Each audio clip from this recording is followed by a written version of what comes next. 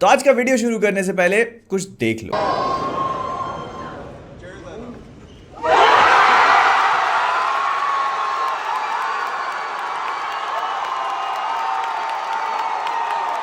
क्या कभी सोचा था कि रॉबर्ट डाउनी जूनियर को आयरन मैन के अलावा हम लोग एमसीयू में ऐसे रोल में देखेंगे, वो भी इतने बड़े लेवल पे? और इससे पहले आप मेरी आंखों या फिर सूजे हुए चेहरे के ऊपर कमेंट करो। पहले ही बता देता हूँ, सुबह 6 बजे से उठा हुआ हूँ। पूरी की पूरी कॉमिक कॉन पैनल देखिए और उसके ऊपर एक एक करके हर एक चीज पे बात करेंगे। स्टार्टिंग ऑफ विद झूठ बोलने वाला आदमी टोपे मास्टर केविन फाइगी, जिसने कहा कि इस पूरी पैनल में हम लोग सिर्फ 3 मूवीज पे फोकस करेंगे और वो है उनके 2025 के अपकमिंग प्रोजेक्ट्स। सबसे पहले captain America brave new world, उसके बाद थंडरबोल्ट्स और fantastic 4।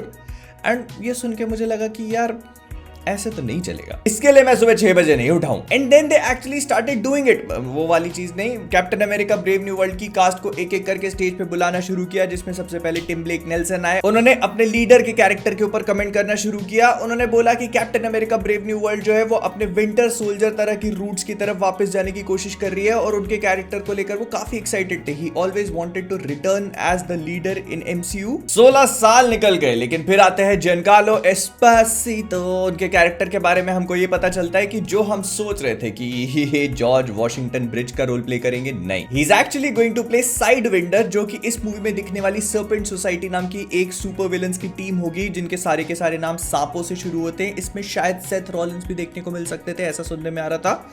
I am hoping for it. Side vendor actually में उसी सर्पेंट सोसाइटी का लीडर है। और अगर आप इसके कॉमिक बुक सूट को देखोगे और मूवी से इसको कंपेयर करने की कोशिश करोगे तो कहां से दोनों एक जैसे लग रहे हैं, कोई कैसे ही पकड़ पाता भाई। और अगर सुबह सुबह कॉमिक बुक्स का ज्ञान फेंक के मार ही दूं आपके ऊपर, तो कॉमिक बुक्स में साइड विंडर उर्फ सेथ वोल्कर एक्चुअली में एक रॉक्सॉन कॉर्पोरेशन का हायर्ड गून होता है, जिसको वो लोग एक ऐसा सूट देते हैं जो कि टेलीपोर्टेशन क्लोकिंग डिवाइस होता है। मतलब वो टेलीपोर्ट कर सकता है उसका इस्तेमाल करके, और उससे वो अपनी पूरी की पूरी एक सर्पेंट सोसाइटी क्रिएट करता है, जिसमें सारे के सारे जो मेंबर्स होते हैं उनके नाम सांपों के नाम से शुरू होते हैं। ये सारा का सारा काम एक सर्पेंट क्राउन को स्टील करने के लिए किया जाता है और इसकी आगे जाकर पूरी कहानी अपनी सर्पेंट सोसाइटी में कंटिन्यू होती रहती है। और ये मेन सुपर हीरोज की स्टोरी में बहुत ज्यादा कुछ कंट्रीब्यूट नहीं करता unless and until it comes to Thunderbolts. और उसके बाद they went a step further और उस हॉल में जो भी लोग मौजूद थे उनको captain America brave new world की एक क्लिप दिखाई, जिसपे हमको काफी सारी चीजें और भी पता चलती है। जैसे हैरिसन फोर्ड के थंडरबोल्ट रॉस जो है वो व्हाइट हाउस के सामने एक स्पीच दे रहे होते हैं, जिसमें वो सेलेस्टियल को मेंशन करते हैं, जिसके बारे में हम लोग अपने ट्रेलर ब्रेकडाउन में बात कर चुके हैं।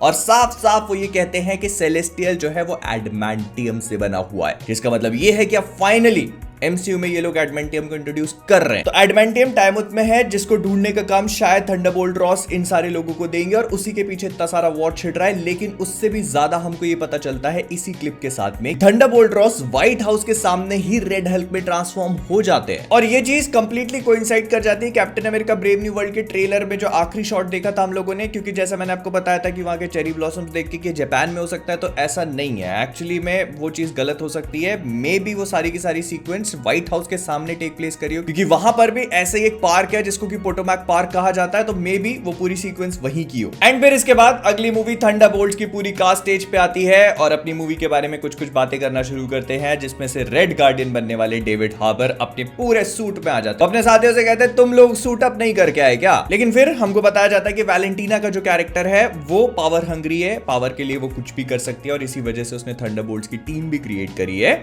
थंडरबोल्ट्स की टीम के बारे में हमको थोड़ा बहुत एक बैकग्राउंड दिया जाता है और बस इतना पता चलता है कि कुल मिलाकर ये मार्वल की सुसाइड स्क्वाड की तरह एक्ट करेगी, meaning a group of misfits जो एक दूसरे के साथ भी अच्छी तरह से काम नहीं कर सकते, उनके झगड़े झपाटे होते रहते हैं। उनको एक ऐसे मिशन पे भेजा जाता है जहां से they are not expected to return back, but somehow they start fighting. Thunderbolts की भी एक छोटी सी क्लिप दिखाई गई वहां के लोगों के लिए। हम लोगों के लिए यहाँ पर जितनी भी क्लिप्स और ट्रेलर्स दिखाए गए हैं वो कुछ भी अवेलेबल नहीं। तो थंडरबोल्ट्स के बारे में इतना बताया गया है कि येलेना जो है वो अपने पिताजी रेड गार्डियन के पास जाकर कहती है उसको अपनी जिंदगी का सत्य पता चल चुका है, उसे लोगों को मारना पसंद है और उसी में लगता है कि अब मौज है। फिर गोस्ट को एक नई कॉस्ट्यूम दे दी गई है और ये बताया गया कि थंडरबोल्ट्स को एक मिशन असाइन किया जाता है और ये पूरा का पूरा मिशन बेसिकली एक सेटअप है और कुछ भी नहीं, जिससे वो लोग वापस लौट के नहीं आ सकते। लेकिन बात यहां पर खत्म नहीं हो जाती, क्योंकि स्टेज पे एंट्री होती है लुइस पुलमैन की, जो कि इस मूवी में रूमर्ड है टू प्ले सेंट्री। बट मजे की बात यह है कि अभी तक इसको ऑफिशियली कंफर्म नहीं किया गया है और यहां पर भी उनके कैरेक्टर को बॉब कह के बुलाया जा रहा है। Now if you guys don't know, तो कॉमिक बुक्स में सेंट्री की ऑल्टर ईगो जो है उसका नाम होता है रॉबर्ट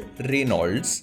बॉब फॉर शॉर्ट। और इससे ज्यादा हिंट की क्या जरूरत, बता ही देते ना, बता ही देते। फिर इसके बाद बारी है फैंटास्टिक फोर की, जिसका टाइटल चेंज करके इसको कर दिया गया है fantastic four the first steps. वो वाला बहुत बढ़िया था, वो परफेक्ट फील हो रहा था। Now this feels like something is added to it। ये वो बिरयानी में इलायची या काजू कतली पे केचप वाला काम हो रहा है। अब थोड़ी बहुत इन लोगों ने फुटेज दिखाई जो 4:3 के एस्पेक्ट रेशो में थी, और उसमें ये समझ में आ रहा था कि पूरी की पूरी मूवी 60s के फील के साथ शूट करी जाएगी, और उसके भी ऊपर से रीड रिचर्ड्स, पेड्रो पास्कल जो होंगे, वो एक एक्सेंट को कैरी करेंगे, जो मतलब वो पुराना अमेरिकन 60s का एक्सेंट है वो होगा उनके पास, और वो एक क्लास को पढ़ाते हुए दिखाए गए, उससे ज्यादा कुछ भी नहीं। उसके अलावा एक कार दिखाई गई जो फैंटास्टिक कार का काम करेगी इस पूरी मूवी में उड़ते हुए। लेकिन साथ ही साथ हमको मूवी की फुटेज, मतलब हमको नहीं, वहां पे जितने भी लोग थे उनको मूवी की फुटेज दिखाई गई, और उसमें दिखाया गया गैलेक्टस, जो कि एक जाइगेंटिक कॉस्मिक एंटिटी की तरह बताया जा रहा है, और ऐसा बोला जा रहा है कि वो एक बिल्डिंग से झांकते हुए बताया गया, मतलब एक बिल्डिंग होगी उससे ऐसे झांक रहा है वो। और साथ में मैट शैकमैन जो इस मूवी को डायरेक्ट कर रहे हैं, उन्होंने ये भी कहा कि Fantastic Four will be true to comic books, काफी कॉमिक बुक एक्यूरेट बनाने की कोशिश करी जाएगी, ऑल्दो अल्टरनेट यूनिवर्स में सेट है। प्लस यही वाले फैंटास्टिक फोर अगली दोनों एवेंजर्स मूवीज में भी अपीयर होंगे। Now this becomes very interesting, क्योंकि इसके तुरंत बाद ऐसा फील हो रहा था कि ये कॉमिक कॉन पैनल खत्म हो जाएगा, क्योंकि उन लोगों का टाइम भी अप हो गया था। जितना टाइम उनको असाइन था उतना टाइम ये पूरा का पूरा पैनल टेकअप कर चुकी थी, तो इसी वजह से एवरीवन थॉट कि दिस इज ओवर नाउ और सब चले जाएंगे। And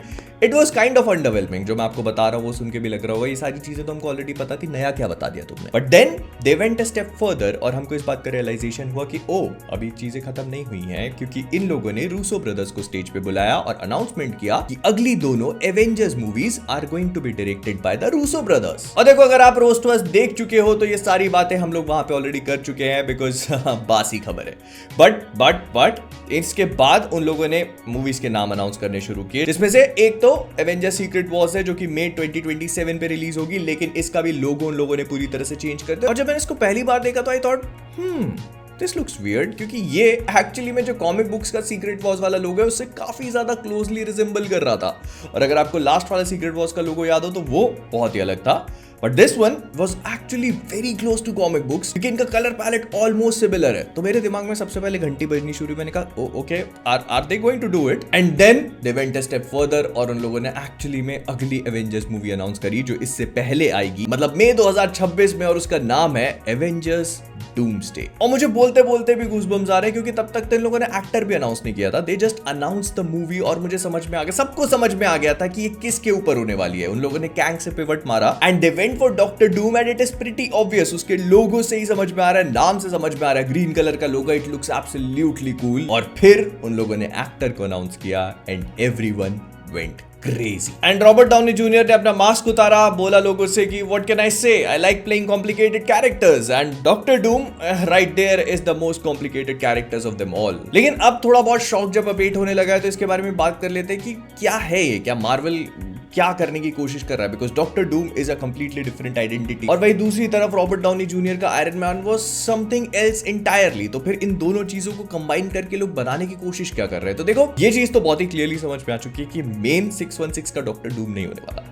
this is going to be a variant of Doctor Doom, और मोस्ट लाइकली ऐसा कुछ होगा कि ये एक ऑल्टरनेट यूनिवर्स का आयरन मैन होगा, जिसके पास में या बचपन से ही टाइमलाइन में कुछ ऐसा चेंज आया जिस वजह से he had to become Doctor Doom, मतलब वो ट्रैजेक्टरी चेंज हो गई and he became Doctor Doom, और फिर वो मल्टीवर्स के लिए बहुत बड़ा थ्रेट बन जाएगा ना। यहाँ पे उनको आरडीजे को कास्ट करने के पीछे का डिसीजन या लॉजिक समझ में आता है, because they had to move away from Kang for a while, क्योंकि सबसे पहले तो उन लोगों ने जो भी जॉनथन मेजर्स के साथ प्लान किया था वो मोस्ट प्रोबेबली उतने अच्छे से लैंड हो नहीं रहा था। वो मे भी उसको रिकास्ट कर सकते थे, बट वो भी एक रिस्क हो जाता कि नए एक्टर को लेके आना, फिर उसके साथ में उसी सेम कैरेक्टर को पोर्ट्रे करवाना जो लोगों के साथ में उतनी अच्छी तरह से कनेक्ट नहीं कर पा रहा था। तो उन लोगों ने एक थोड़ा सा यहाँ पर सेफ बेट खेलने की कोशिश करी डॉक्टर डूम को लाकर, बिकॉज 2025 में उनकी फैंटास्टिक फोर की मूवी आ रही है, जहां पर वो मोस्ट लाइकली इस वाले कैरेक्टर को इंट्रोड्यूस करवा सकते हैं। ये मेन विलन नहीं होगा, लेकिन यहाँ पर हमको मोस्ट लाइकली आरडीजे के, मेरा मतलब डॉक्टर डूम, आदत पड़ चुकी है अब तो चेंज करनी पड़ेगी, तो आरडीजे के डॉक्टर डूम की झलक देखने को को मिल जाएगी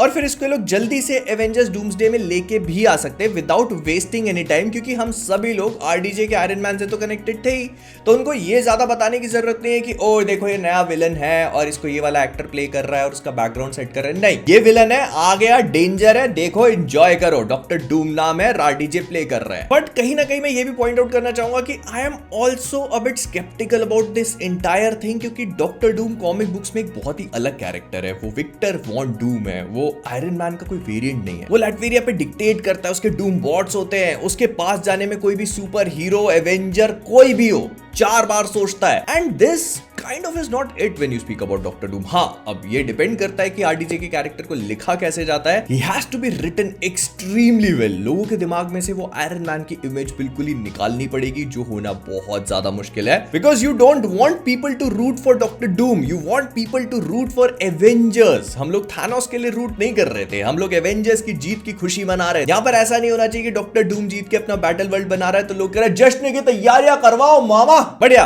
एवेंजर्स डूम्सडे क्या होगा, एवेंजर्स सीक्रेट वॉर्स में क्या कुछ हो सकता है, इन सब चीजों पे अच्छे से बात करी जाएगी। अलग से वीडियो डिजर्व करते हैं। Will talk about everything, this has got me pumped like anything. मैं काफी खुश हूं इस चीज से, लेकिन ऑन द अदर हैंड थोड़ा स्केप्टिकल भी। लेकिन अगर आप आरडीजे के रिटर्न से खुश हो तो वीडियो को लाइक करो फिर।